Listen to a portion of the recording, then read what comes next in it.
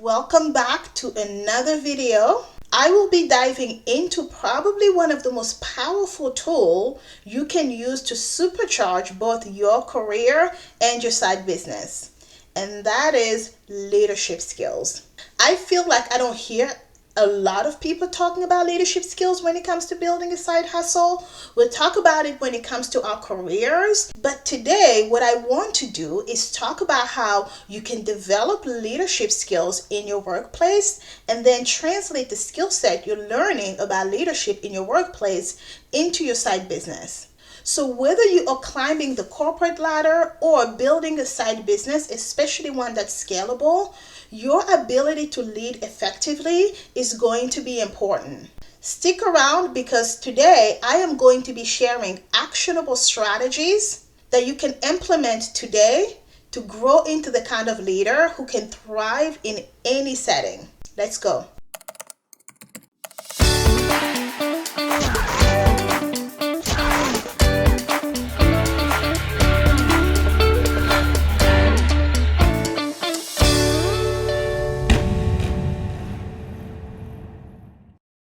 Leadership skills is often a forgotten topic in the world of personal finance. And I get it. Most of the time when we're talking about building a side business, we're not really thinking about a business that is scalable. But my aim is to help you develop a business that is scalable long term, because we don't want to take you from being a 9-to-5 employee who is overworked because they also have their side hustle into moving into your side hustle full time, and now you're an overworked business person. The goal is for you to begin to learn key critical leadership strategies so that when you move from that 9-to-5 job into your side business that becomes your real full-time business, you are doing it in a way that is overall healthy for you.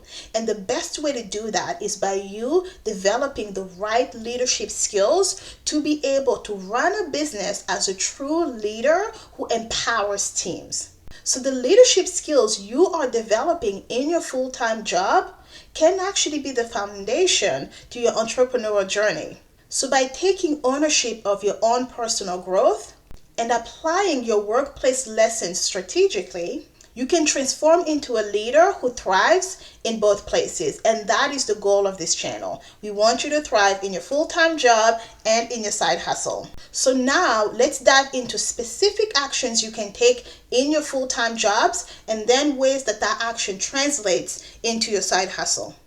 Action number 1, use 2-minute briefs to improve clarity. So here is what you can actually practically start doing in order for you to practice this strategy. It's important that you learn how to communicate effectively and concisely. And this is something that I feel like takes a long time to practice because even I am working on this particular strategy. Step 1, summarize your ideas into 2-minute strategies before presenting them in the meeting. This is really important. So if you have a presentation that you are trying to give, have a 2-minute summary of the whole presentation. So after you've worked on your presentation, take a step back, put a timer, summarize that whole presentation in 2 minutes. Strategy number 2, using bullet points. Using bullet points and a structured approach when you're writing emails. Nothing drives me crazy than when somebody sends me an email and it's a thick paragraph. It shocks me because I see people, even at high-level positions, sending people really long, convoluted, one-paragraph block email. No, we won't do that. We want to send clear, concise emails that have a clear, this is what the need is, here are the steps, here are the closings, and we're done. So in your emails, write bullet points. Step number 3, this is a hard one when it comes to improving clarity and speaking more concisely, asking for feedback. Look for people in your organization that you would trust to give you meaningful feedback. Hey, do I speak concisely? If I'm called out in a meeting, am I clear? Am I long-winded? right? So in my emails, am I clear? Am I long-winded? So do reach out to people you trust in your organization and ask for that meaningful feedback. So here is how this translates into your side hustle. When you have a business and you go into the business world, the most important thing you would be doing is pitch meetings, right? You will have to stand up at the Chamber of Commerce and be able to articulate your business idea in a very short period of time. It's not about cramming a lot of words into 2 minutes, but it's about drafting a message that is short and concise, but then gets to the point. If you were to pitch to investors, you need to be concise. And on top of that, as a business person in your own side hustle, you will be sending a lot of emails and you will also be drafting marketing content. So your ability to be concise and effective is going to be very important. Step number 2, goals. Specifically, setting a 1 up and 1 down goal. This is an interesting one, but hear me out. Okay, so each morning or every week, it doesn't have to be a daily thing. If you're that driven, you can do it daily, but I do it weekly. Every week, I set 2 goals. How am I going to support my manager and my team? How am I going to improve my own personal skills? The first one is very interesting. This has taken me some time to change my mindset. It's really important that you be somebody who brings true value to your team and especially to your boss. This is going to be interesting for most of us because sometimes we do have shitty bosses. But we don't have the best bosses. However, you can still look for ways, even if they are not the best boss, for ways to support them. And if it's at a point where you absolutely cannot find it inside of you to support your boss, start looking for another position because this is critical for your mental well-being and your success in the company. You guys, it has taken me a long time to arrive at this point because for a very long time, I saw leaders as enemies, as people I needed to fight, not people I needed to work with. This pathology, my God, took a lot of therapy in order for me to break. But if every single day you can start to actively think about how you can support your team and your boss, it will make a big difference on your journey on developing your own personal leadership skills. And then the other one is your personal skills. So is there a tool you can learn? Is there a course you can take? Right? Something, can you practice, right? Something this week on leadership. Can you practice negotiation? Can you practice effective communication? Can you practice assertiveness? Whatever you need to do to develop that, your own leadership skills. So set that goal every single day or every single week, but do not go more than a week. Here is how it translates from your career into your side hustle. Your ability to support other people developed into a customer service-centric mindset. This is really important because when you have a side hustle every single day, you would have to ask yourself, how do I service my clients? How do I service my customers? And your ability to develop your own personal skills at work in your side hustle will translate into continuous improvement in your side hustle. Because let me tell you something, when you have a business, you are everything. You're the janitor, you're the accountant, you're the individual contributor, you're the secretary. So your ability to constantly be learning new things is going to pay you dividend in your side hustle. Number 3, macro projects. This is going to be really important. The best way we learn is by actively doing things. And as somebody in a position of leadership, you would always be put into a position where you have to lead something. People, projects, teams, you will always be in a position to take control of some sort of initiative. So if your boss is not giving you initiatives to lead, Start actively thinking about, well, which micro project could I create that I'm going to take ownership over so that I can develop my leadership skills? Because you can use these macro projects to build your own personal confidence. So what I want you to start doing is to actively think through any type of project you can lead, or the next time there's a project, volunteer. Can you organize a training session? Can you organize an initiative where you celebrate people's birthdays?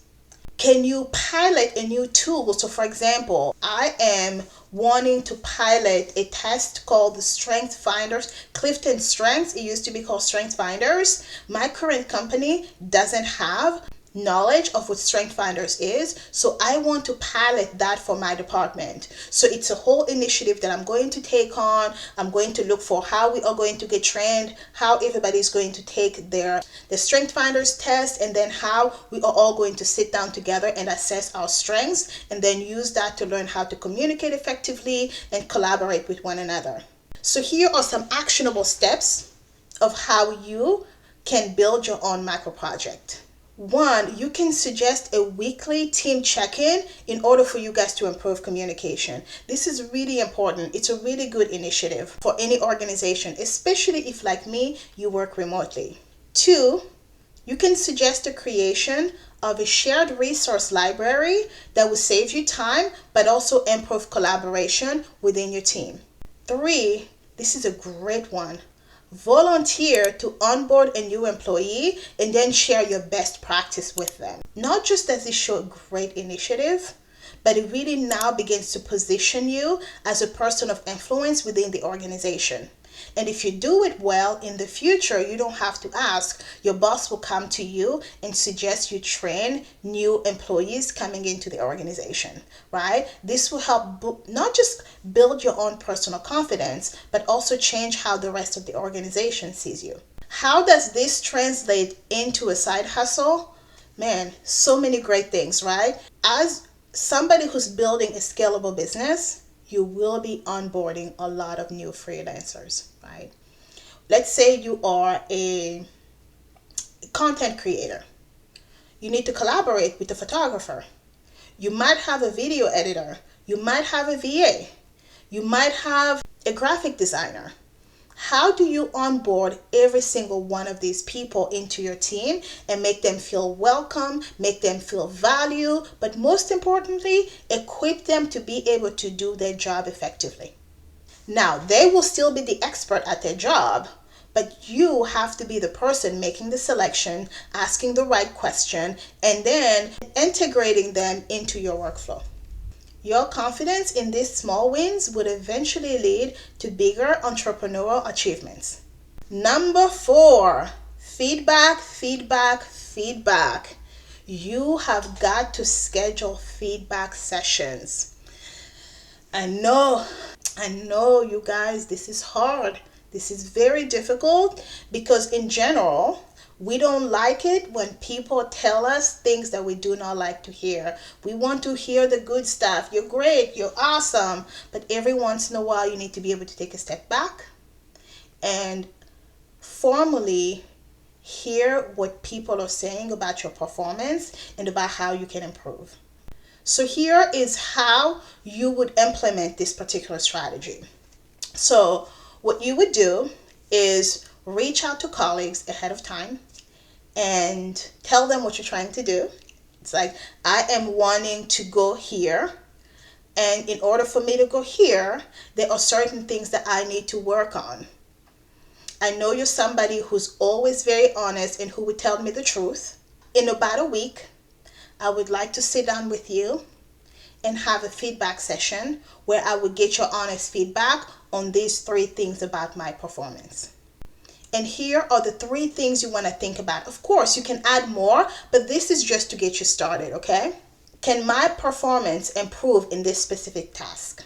Can I add more value to the organization, the department, or the team? And then 3, is there any other area that you think I could use improvement? This is important because sometimes we have blind spots where we think we're doing good, but we'll be surprised that we're actually not doing as good as we think we are. And that's when it really hurts. Right? That's when it really hurts. If you were doing all of this work and this whole time you were like, I'm good, I'm golden, I do a good job, and then somebody comes, they're like, no, no, boo. You have a lot more work to do. That is very difficult, but you need to hear it anyways, right? You may not always be able to completely implement their feedback, but at least now you are aware of how you are perceived. Here is how this translates into your side hustle. When you have a business, improving your customer service, improving your product or your services is going to be really important. You need to be able to develop those trust-filled relationships with your clients or your customers so that they can feel comfortable giving you the right feedback you need in order to continue to improve on your business. The ability to receive feedback and then translate or internalize that feedback is going to help you strengthen not just your brand, your services, and your products, but it's also going to help to strengthen your operation as well. Because the output is often something we think about, but the process of how you come to the output is equally important. So that ability for you to get this feedback and then translate that feedback into real growth and success is going to be a game changer in your side hustle. Number 5, document, document, document. This is going to be really important. If you're in the workplace, I want you to start implementing a documentation strategy of your wins and opportunity areas. At the end of each week, take 15 minutes, just 15 minutes. Take 5 minutes if 15 is too much. Write down these 3 things every week. 1, a leadership decision you made, big or small. Is there something that you did this week that elevated your own personal leadership? Let's say you sat in a meeting, the meeting was becoming chaotic, but then you were able to assert yourself and bring the meeting back to order. 2, write down what went well and what didn't go well that week. Were there things that you did that you were like, yes, this was great. 2, this wasn't great. Write those down. And then 3, what lessons can you glean from the things that didn't go well that you could apply next time? So every single week, write down leadership decision you made. 2, write down what went well, what didn't go well. 3, the thing that didn't go well. Why didn't it go well? And what did you learn from it so that you can do better next time? How this translates into your side hustle. When you are a solopreneur and you have a business, you will be making a lot of mistakes, right? If you develop the ability to write down your mistakes and how you are improving, you are eventually building what I call your own personal playbook of success. And this playbook of success will keep you from repeating the same mistakes over and over again. So you can avoid silly mistakes you've made in the past because you're constantly reflecting on the mistakes that you are making and actively writing down how you could improve and do better next time. The 6th strategy is shadow leadership. This is going to be really important. You need to be observing what the leaders around you are doing, the good and the bad ones, right? You need to be observing them closely. Observe how they are handling these 3 things. Difficult conversations. This is really important. The hardest thing for a leader to deal with is having difficult and comfortable conversations. And you have got to become good at managing difficult and uncomfortable conversation. So observe those that are doing it well and those that are not doing it so well and learn from both. The second thing you want to observe is team motivation during high stress periods. This goes hand in hand with that difficult conversation part. A leader can be a great leader when things are going good, right? But when things are challenging, how does that leader show up? How do they motivate their team when things are challenging? The third thing you want to observe is strategic decision making in meetings. Being able to conduct effective meetings makes a big difference in the workplace. We are hired to do a job, and sometimes meetings are necessary in order for us to work well as a team, especially when we're in large organizations. But far too often, a lot of meetings are ineffective. So you being able to watch how your leader conducts themselves in the meeting and how they are making those strategic decisions is going to be an important observation that would help you not just in your career in that company, but also in your side hustle. So now let's talk about how this translates into your side hustle. In your side business, you are now going to be the person who's managing meetings. You're now the person who's managing negotiations, right? You're now the person who's working to build collaborations within people in your own team, clients, customers, etc. So you need to be able to make thoughtful decisions and have overall meetings that are impactful and that are really worth people's times. Because if you're sitting in meetings that are wasteful, that's time you are taking away from people who could be actively doing work for you in your business. Also, as somebody with a side hustle that has to deal with team members, be they contractors, freelancers, or employees, you have got to be the person who has difficult and challenging conversations with them. How are you going to do it in a way that doesn't crush their soul, in a way that is not disrespectful, right? But in a way that shows that you have their best interest in mind. By mirroring these strategies, you will be boosting and strengthening both your career and your side business. Thank you so much for watching. Remember, leadership isn't just about managing other people. It's about managing yourself, your growth, and your vision. So whether you're aiming for that next promotion, moving on to another job, or building your side business, every small step you take every single day to boost your leadership lays the foundation for that success tomorrow.